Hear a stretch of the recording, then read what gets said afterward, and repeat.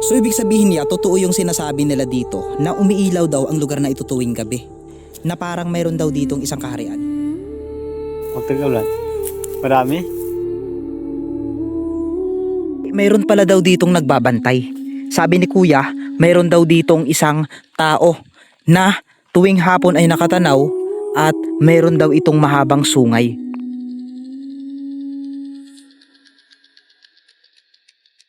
Taga doon kayo? Dito sa likod ng ano na ito, ng bundok na ito ya. Dito yung parang hagdan-hagdan, yung may mga talukan sa bundok. Diyan sa inyo yon. Yung susi ko na iwan. Oh my god. Alin lang sa dalawa? Alin lang sa dalawa yung gagawin natin dito? Yung makakarating tayo ng maayos doon o babalik tayo dahil hindi natin natagpuan yung lugar na yon. Ano to? Meron dito sinaunang gilingan ng palay.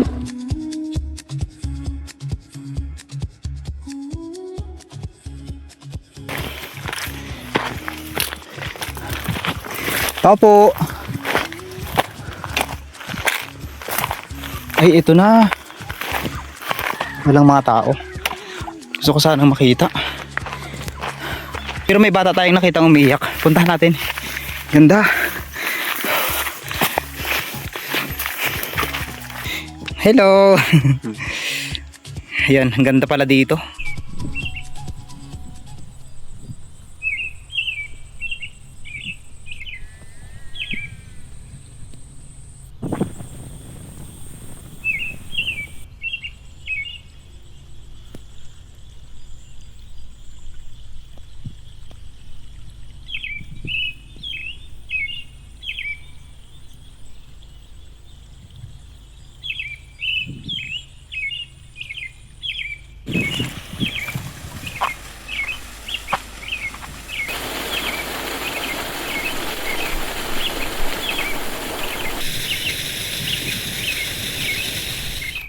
Feeling ko yung dinaanan natin kanina ay parang karusa na lang yung pwedeng dumaan. So ang karusa sa amin is yung kagamitan na ginagamit ng kalabaw para makarating sa pupuntahan. Kadalasan ito ay ginagamit na panghakot ng palay. So totoo nga kasi kung makikita nyo, napakaganda ng tanawin, napakapayapa. At mayroon tayong nadaanan ditong isang bahay. Hindi ko lang alam kung ito ay may tao at pero may mga gamit.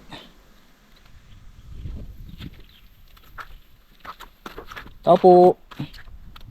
Walang tao. Pero meron tayong nadaanan dito. Meron ditong isang lalaki. Si Kuya, tanongin natin. Kasi ngayong araw pupuntahan natin itong area na to. So kung nakikita nyo yung bundok na yan, ito yung tinatawag sa amin na bato singit na pinaniniwalaang parang singit daw ng isang higante na naging bato. Ay, doon din kasi ako pupunta ngayon eh. Taga doon kayo? Dito sa likod ng ano na ito, ng bundok na ito ya. Dito yung parang hagdan-hagdan, yung may mga talukan sa bundok.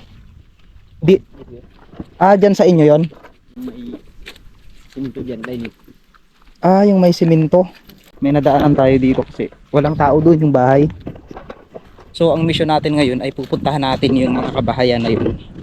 Aalamin natin, titignan natin kung ano yung pangunahing pamumuhay nila doon at aalamin din natin kung may mga nakatira pa ba doon. Kasi napakaganda, isipin nyo sa lugar na napakaliblib ay mayroon palang ganong kagandang lugar. No? So hopefully na mapuntahan natin ang safe yun at walang mangyayaring hindi maganda sa atin. Susi ko na iwan. Oh my god. Susi ko. Kasi baka magulo tayo. Wala na yung motor natin. So nandito tayo ngayon sa bayan ng Rizal, Occidental Mindoro. Marami kasing nagtatanong kung saan daw yung mga location na pinupuntahan ko. Minsan may mga lugar kasi tayo na pinupuntahan, madalas private. Kasi nga, syempre, hindi naman lahat ng bagay na binablog natin kailangan malaman ng mga tao, di ba? Alin lang sa dalawa? Alin lang sa dalawa yung gagawin natin dito? Yung makakarating tayo ng maayos doon o babalik tayo dahil hindi natin natagpuan yung lugar na yon. Nakaka-excite yung lugar na puntahan natin ngayon. Bukod sa ito ay first time ko lang siyang na-discover noon. First time ko lang din ngayon ulit pupuntahan. At hindi natin alam, wala tayong idea kung ano yung mga bagay na nandoon. Safe ba tayo sa pagpunta doon? So malalaman natin yan kasi alam ko naman na nakagabay sa atin si Lord, no, sa anumang lakad natin. At syempre gusto ko ring i-discover kung ano yung mga simpleng pamumuhay ng mga katutubo natin. So yun yung goal ko ngayon at napakaganda sa area na to. Tignan nyo naman. Ayan. Grabe ang ganda. Ayan yung mini falls. Ang ganda. So patuloy tayo mga kalahi at bago natin ipagpatuloy ang ating vlog ngayong araw, so gusto ko munang malaman kung taga saan kayo, saan nyo napapanood ang video ko at ano ang madalas nyong ginagawa kapag nanonood kayo ng video ko. So may nakita tayong isang katutubo kanina. Kadalasan kasi ang mga katutubo hindi nakakapag-interact sa tao yan. Madalas kapag hindi nila kakilala ay talagang wala kang mapapala, kumbaga wala kang information na makuha sa kanila.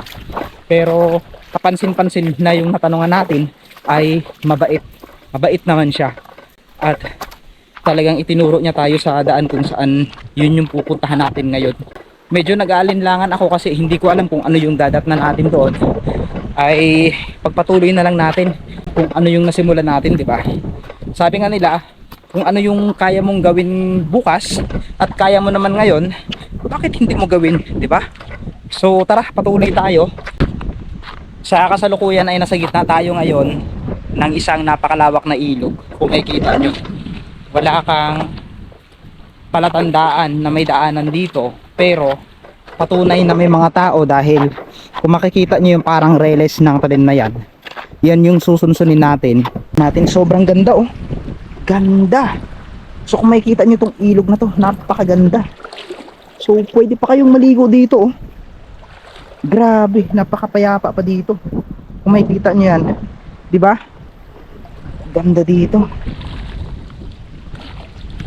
Ayan, oh. Napakalinaw pa ng tubig.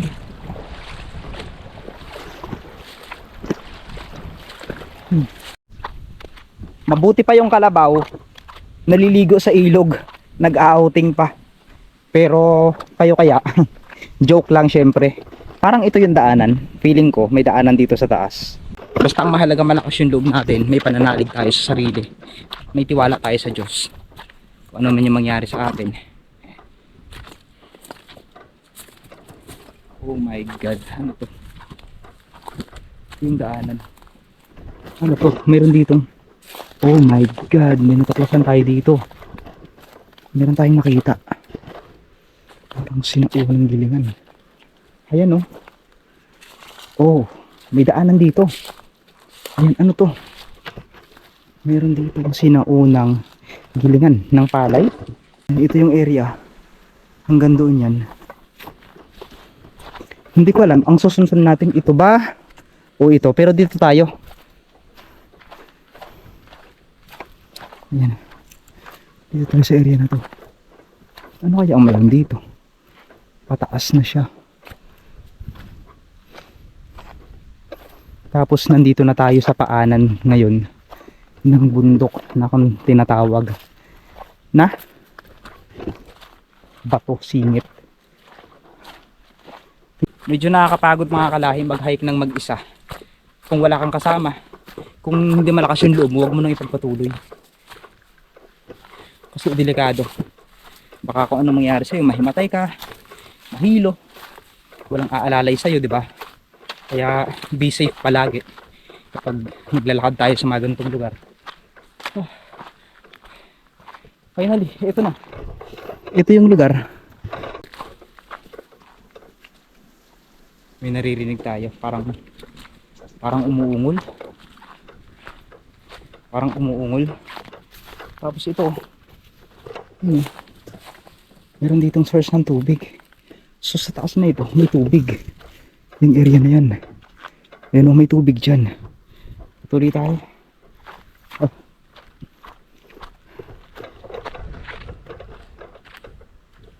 Ang ganda dito mga kalahi, kung makikita nyo yan, oh. Sobrang layo na po ito sa kabahayan na in-expect nyo. Nasa liblib tayo na lugar. Hindi naman siya gaanong liblib, banayad naman, pero medyo malayo. Siguro kung lalakarin natin, abutin tayo ng siyam-siyam kung marami tayo. May bahay dito. May mga bahay pero walang tao.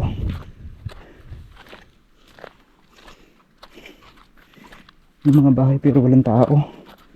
Saan yung mga bahay dito? Mga tao dito. Parang simpleng sitio lang siya pero walang tao. Kasi wala kang makitang tao. Pero sana mayroon. Tao po. Pagod. Tao po. May tao ba? Tao po. Ay, magandang tanghali po. Sibuyas. Ano yun? Anong klase? Nilagan sibuyas? Tubig. Tubig. Bayan dito. So, hindi natin kilala si kuya. Ano nga ulit ang pangalan mo? Victory. Victor? Taga saan? Victory. Ayan mga kalahin. Nasa baba lang sila ngayon ng Bato Singit. Hindi siya kayang akyatin. Pero may daanan. Pero may mga nakaakyat na. Yun pala yung pwedeng akyatin, kaso hindi siya pwede sa maraming tao, no? Kaya gandang tanghali ah. Hindi siya pwede sa sa maraming tao kasi baka masikip lang yung daanan, no? Kugunan, Matarek. So sana nandito na yung hinahanap natin na hagdan-hagdan. Pero kung wala, papaliparan natin mamaya at kung makita natin, puntahan natin mismo. Paalam na ako sa iyo ha. Punta lang ako dito sa nyo. Ayun, so dahil lokal tayo dito, nang masyal tayo dito ngayon, kasi naniniwala ako ng mga katutubo ay napakabait. So kung mapansin nyo, napakaliliit ng mga kabahayan dito. At talagang makikita nyo yung traditional pa rin na pamumuhay nila dito. Ito kaya dito pa. Ito po. Daan lang po. Wow, ang ganda dito. Grabe. So first time kong napuntahan itong lugar na ito. Talagang namangha ako kasi kung makikita nyo, napaka-simple ng pamumuhay nila dito. So gusto kong malaman kung ano yung mga personal na ginagawa nila dito.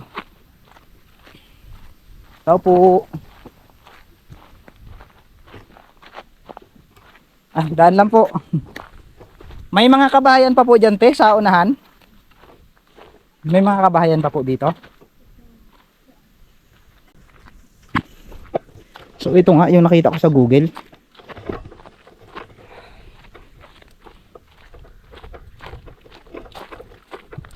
Talagang sitio lang talaga siya. Ayan, may isang area lang talaga dito. Ayun yung bundok na sinasabi ko. My God, so may kita na natin. Pero makikitaan na lang tayo muna dito. So naka-video tayo para siguradong safe. Kasi natin kilala yung mga tao. Tao po. Magandang tanghali po. Yung mga bahay dito, mga walang tao. Pero may mga tsinelas. Hindi naman ako Bombay. Ayan, so tapos natatanaw na natin yung parang hagdan-hagdan pala yan. I'm so very excited. Woo! Ang sarap pala mag-explore ng mag-isa. Napipil mo talaga yung pagod at konting excitement. Sa wakas ay yung nakikita mo lang sa mga drone shot mo, personal mo na siyang makikita. Isa sa mga napansin ko sa lugar nila dito, sa mga daanan nila, is wala talagang siguraduhan. Kumbaga parang tulad na to, may daanan dito pero walang lusutan, may daanan dito pero walang lusutan, at mayroon daanan din naman dito pero dead ends. So yun ngayon yung pinagtatakahan ko, kung saan nga ba papunta itong lugar na ito. Pakiwari ko parang isa siyang trap, pero hindi eh.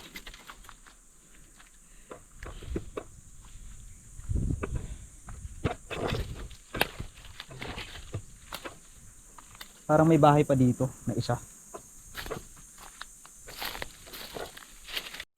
May bakod yung kanilang daanan. So sa makatuwid, hindi siya pwedeng puntahan, pero ito yung view naman yung makikita natin. Ayan. So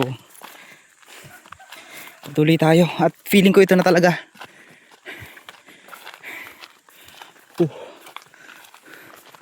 Ito na yun. Walang daanan pero dito na eh.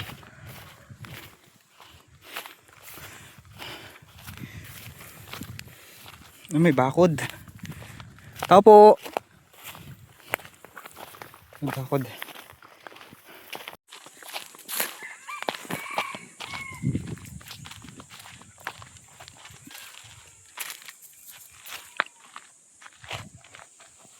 May umiiyak na bata sa dulo na yun. Ano kaya ang mayroon dito? May umiiyak na bata. Naririnig nyo ba yun? Walang tao. Ay, may bahay doon.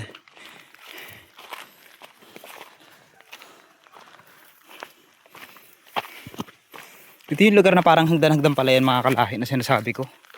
Ah, ang ganda. Grabe, ang ganda pala dito. Ito oh. Ang payapa dito. Pero may bata tayong nakitang umiiyak. Puntahan natin. Ganda.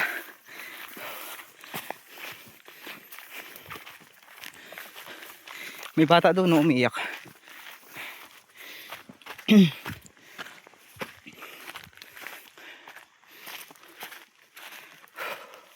Ang ganda pala dito. Tao po. Magandang hapon po. Magandang hapon po. Ay, yeah. Magandang hapon po. Hinanap po itong lugar nyo. Hinanap po kaganda kasi. Kaninong sakahan to ya? Itong area na to. Iyo? Hindi yung biyanan ko yan. Kaganda. Para siyang ano, alam mo yung sa may igorot? Yung ganon. Hagdan-hagdan. Sinasaka nyo pa rin to ya? Tagulan. Nung tag-ulan. Pag tag-ulan lang may ano dito. Sino kasama nyo ngayon dito ya? Kami lang dito. Mga anak mo? Hello. Ayan, ang ganda pala dito. Papaliparan natin ang drone to mamaya.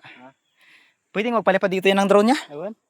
Pwede naman siguro ah. Pwede, pwede. Sa ating paglalakbay dito sa lugar na ito na puntahan natin ngayon si Kuya. Sa kanya pala itong ano, yung lupain na ito sa kanya, pero saka po siya ng biyanan nyo. Yan si Kuya. So napansin natin din naman dito, sama siya yung kanyang dalawang anak. Dalawang anak mo po niya? Oo, dalawa lang. Ayun, so sila lang dito. Sana makabalik ako dito sa sunod na araw o sunod na linggo. Ang ganda dito sa inyo ya.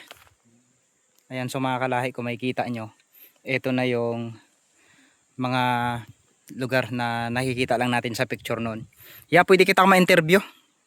Ayan, taga dito ka din? Taga Batusingit. Ah, Batusingit. So dito lang talaga kayo naglalagi. Ngayon lang kami, galing kami kanina doon. Ah, ngayon lang din pala kayo dito nagpunta? Inyong mga kabayo yan? Oo. Ang gaganda ng kabayo nyo. Ayan, so mga kalahi. Doon pa ako galing sa may mga kabahayan dyan, yan o. Sa kabila. Dyan ako dumaan. Ngayon, pagdaan ko dyan, bumaba ako dito sa may talukan dito, tapos umakyat ako sa may parang kaingin. Oo.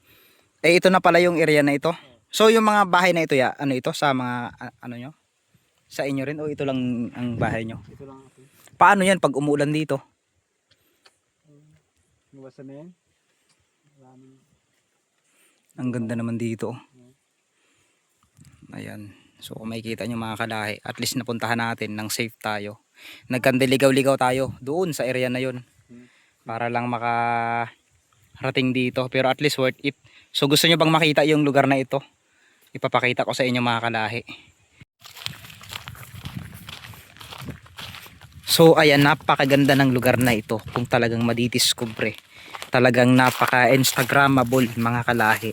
So bago tayo tuluyang umalis at umuwi sa ating pupuntahan, ay gusto ko munang ilibot kayo dito sa napakagandang lugar na ito. Grabe, ang ganda oh. Tingnan nyo naman. 'Di ba? Can you imagine? Sa taas, sa liblib, sa napakalayong lugar na ito, ay may ganito pala kagandang bagay tayong makikita. So ayan, napakaganda. Grabe. Tapos kita nyo yan. Ang ganda.